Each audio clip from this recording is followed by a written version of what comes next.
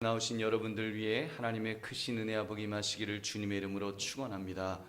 오늘 여러분과 함께 나눌 말씀은 예수님은 평강의 왕, 예수님은 평강의 왕이라는 제목입니다. 예수님에 대한 예언은 예수님이 태어나시기 전 지금 700년 전에 이미 이렇게 이사야 선지자를 통해서 전해졌습니다. 예수님이 어떤 분이신가에 대한 예언이었는데 몇 가지로 예수님에 대하여 묘사하고 있습니다. 그의 어깨는 정사를 메었다고 했습니다. 그의 이름은 기묘자라, 모사라, 전능하신 하나님이라, 영존하시는 아버지시라, 그리고 평강의 왕이라고 말씀하였습니다. 그 이름을 자세히 살피면 이렇습니다. 기묘자란 불가사의한 존재다. 경이롭다는 의미에서 파생되어 예수님의 초월적이고 기이한 모습을 가리키는 것입니다. 사실 예수님은 예수님의 존재 자체가 이게 기이한 것입니다. 여러분, 어떻게 100% 인간이시고 100% 신이 되실 수가 있겠습니까? 100 플러스 100은 200이지 100이라는 것은 논리적으로 모순입니다. 그러나 우리 예수님 안에서는 그 논리적 모순이 실체로서 존재합니다. 어떻게요? 신의 영역에서 존재하는 줄로 믿습니다. 여러분, 그리고 모사라고 했습니다. 모사라는 것은 두뇌를 말하지요. 지혜자를 말합니다. 그래서 어떤 계획을 의논하고 세우는데 탁월한 분으로 그렇게 나타나 있습니다. 그렇습니다. 우리 예수님은 지혜의 근본이십니다. 그러므로 어떤 문제라도 우리가 예수님 앞에 가져 나오면 모든 것들을 해결해 주실 줄로 믿습니다. 그리고 전능하신 하나님이라고 했습니다. 히브리어로 엘 기보르, 전능하신 하나님이란 뜻인데 이것은 하나님의 전통적인 이름이지요. 그런데 이 이름이 붙여졌다는 것은 아기 예수님이 하나님 자신임을 나타내 보여주는 것입니다. 삼위일체 하나님, 그 하나님을 말씀하는 것입니다. 또 영존하시는 아버지시라, 본질상 하나님이신 예수님은 영원성을 비롯한 하나님의 신적 속성을 모두 똑같이 가지고 계십니다. 따라서 예수님은 언제나 오늘이나 어제나 오늘이나 동일하게 영원토록 스스로 계시는 영존하시는 분이신 것입니다. 거기다가 아버지시라고 했습니다. 약간 의문이 생기지요. 어떻게 아들이 아버지가 될 수 있다는 말씀일까? 이것은 메시아와 다른 인격의 관계를 말한 것이 아닙니다. 여기서 아버지라는 표현은 자신에게 맡겨진 백성에 대하여 메시아가 가지신 인자하고 따뜻한 아버지의 사랑을 나타내는 것입니다. 그 사랑은 결국 십자가에서 자기 목숨을 내어주기까지, 정말 아버지의 사랑으로 자기 목숨을 내어주기까지 그 구원 사역을 완성하여 주신 줄로 믿습니다.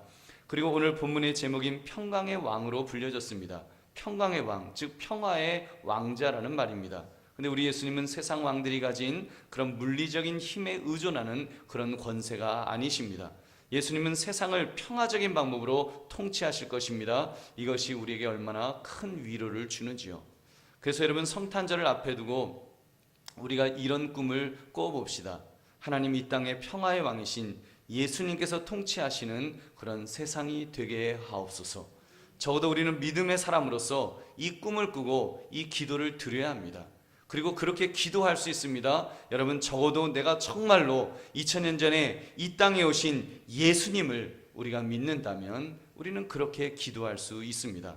특히 오늘 대통령의 탄핵이 국회에서 제법 큰 표 차이로 통과되었습니다.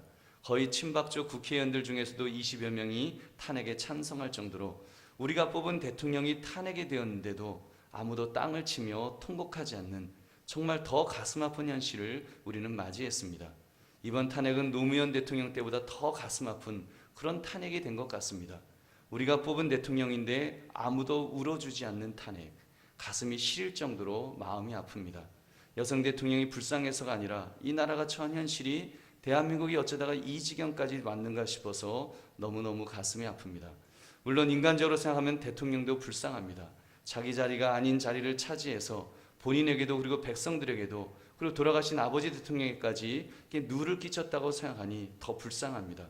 우리 사랑하는 성도들이여, 우리는 오늘 대한민국 역사상 정말 해서는 안 될 일을, 또 일어나서는 안 될 일을 우리는 2번씩이나 경험하고 있습니다. 그리고 이 일에 대하여 모든 사람들이 우려하고 있습니다.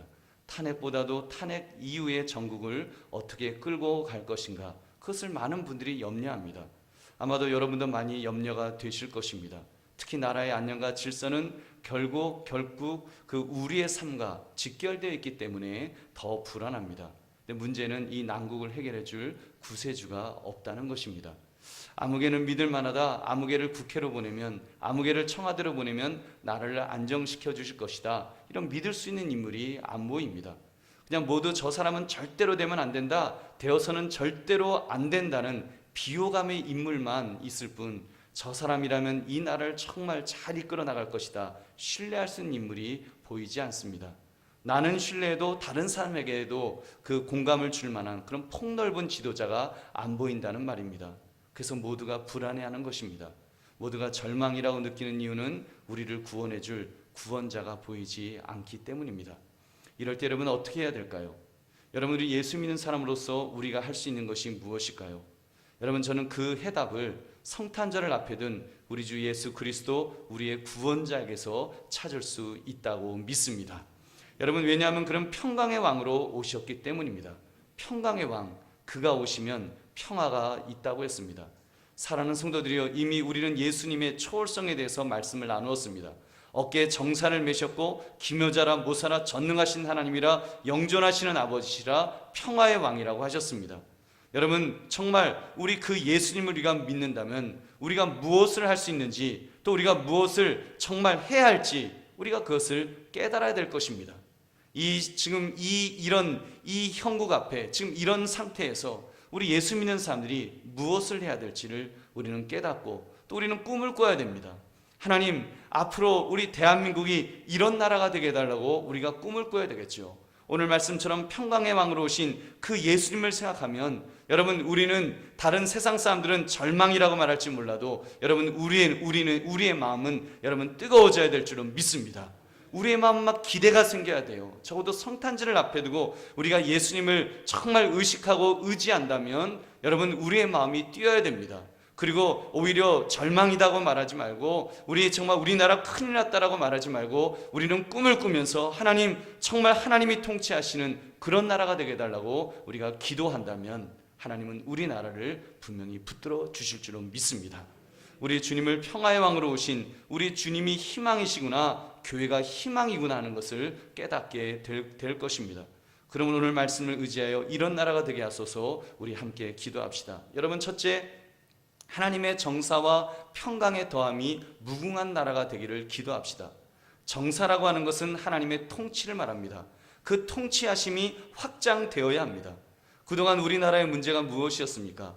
돌이켜보니까 제대로 된 통치가 없었다는 것입니다. 통치자가 통치를 해야 하는데 엉뚱한 것에만 마음을 빼앗긴 채 살은 것이 아닌가. 지금 국민들이 분노하는 것이 그런 것이 아니겠습니까? 그리고 그것이 어찌되었건 민심으로, 그리고 국회의원의 표결로 그대로 지금 나타난 것입니다.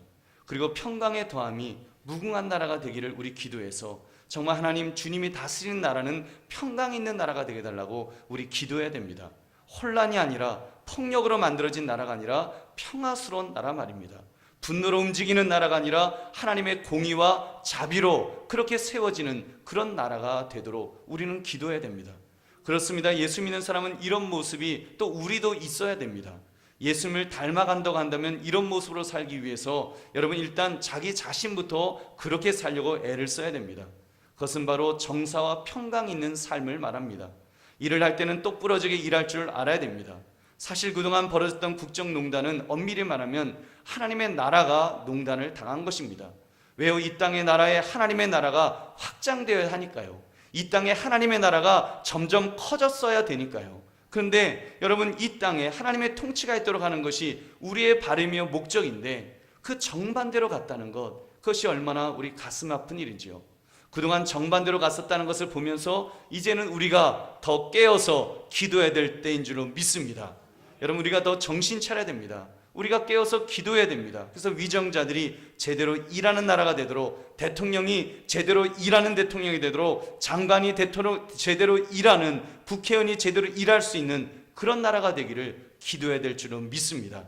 여러분, 그래서 이후로 하나님, 대한민국에 하나님의 정사와 평강이 있는 그런 나라가 되게 하옵소서. 이 기도 꼭 드립시다. 여러분, 특별히 평강 있는 나라가 되게 해달라고 우리 정말 지금 이 시점에서 기도해야 됩니다. 지금까지 촛불 집회가 폭력 사고 없이 잘 지나갔습니다. 앞으로도 어떠한 촛불 집회가 열린다고 할지라도, 또 맞불 집회가 열린다고 할지라도 평화롭게 진행되게 해달라고 우리 기도해야 됩니다. 혹여라도 이 나라가 혼란에 빠지지 않도록, 이 나라가 폭력으로 얼룩지지 않도록 하나님의 평강의 왕으로 오신 예수님의 통치가 우리 대한민국의 이 시점에서 있도록 해달라고 기도하시는 저와 여러분 되시기를 주님의 이름으로 축원합니다. 두 번째, 다윗의 왕조와 그의 나라에 군림하여 그 나라를 굳게 세우게 해달라고 기도합시다. 이 나라는 엄밀히 말하면 그 이스라엘 국가가 아닙니다. 사실 다윗 왕조는 이미 혈통적인 나라는 바벨론 포로 때에 중단되었습니다. 그런 혈통적인 나라가 아니라 영적인 나라가 이 나라를 세워갈 수 있기를 기도합시다. 이스라엘도 마찬가지고요, 우리 대한민국도 마찬가지입니다. 우리는 이 땅에 하나님 나라 건설을 꿈꿔야 합니다. 여러분, 하나님 나라라고 하니까 무슨 기독교 국기를 만들고 당을 조직해서 기독당 대통령을 선출하자, 이런 정치적인 이야기를 하는 것이 아닙니다.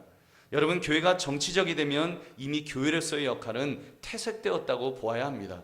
지금까지 정치와 종교가 함께해서 좋은 결과를 가진 적이 역사상 없었습니다.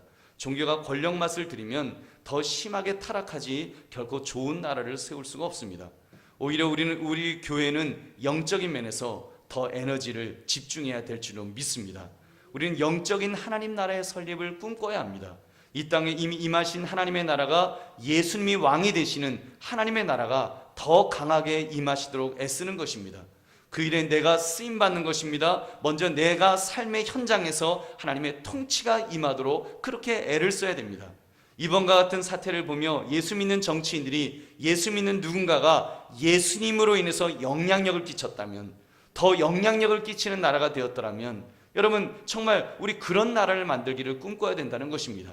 하나님의 사람들이, 하나님의 백성들이 바르게 행할 수 있는 사람들, 여러분 재계에서도 하나님의 사람들로서 정말 하나님의 통치를 이룰 수 있도록 그렇게 하나님을 두려워할 수 있는 그런 나라가 되게 해달라고, 정치인들도 그런 정치인들이 되게 해달라고, 국회에서도 그런 국회의원들이 되게 해달라고 우리가 기도하시면 하나님께서 우리나라를 그렇게 만들어 주실 줄로 믿습니다. 여러분 오해하지 마십시오. 예수 믿는 사람을 무조건 국회로 보내자는 것이 아닙니다. 예수 믿는다고 하면서 주의 영광을 가리우는, 예수님을 이용해 먹으려는 가짜들이 얼마나 많습니까? 우리는 그런 기대보다 우리 한 사람이, 우리 각자가 하나님 나라가 임하도록 역할을 감당하려고 애써야 된다는 것입니다. 여러분 우리가 애쓰다 보면, 우리 각자가 애쓰다 보면 그 한 사람 한 사람이, 그 중에는 국회의원도 나올 것이고, 그 중에는 뭐 장관도 나올 것이고, 그 중에는 뭐 더한 대통령도 나올 것입니다.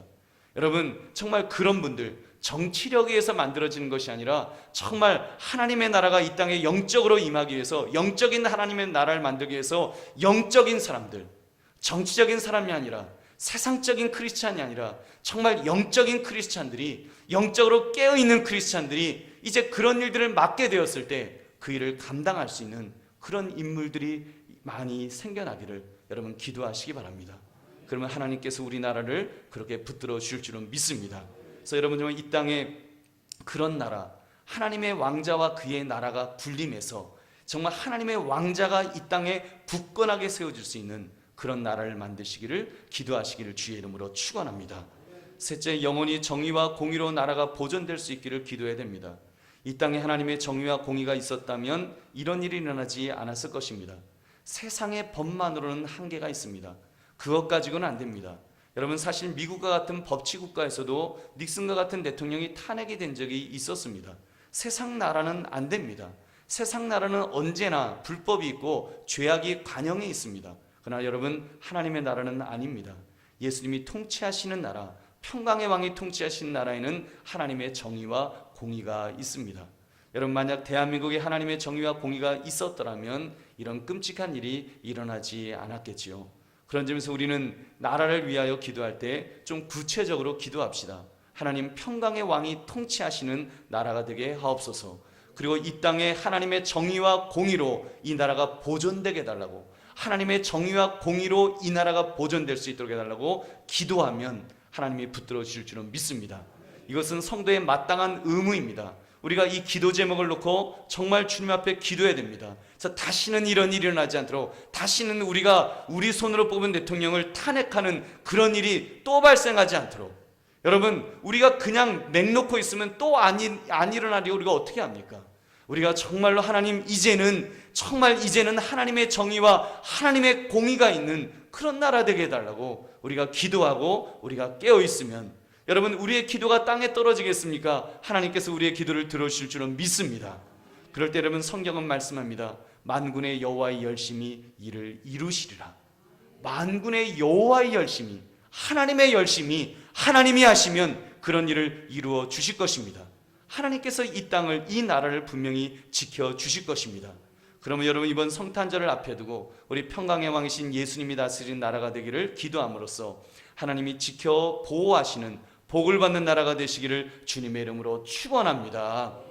우리 함께 기도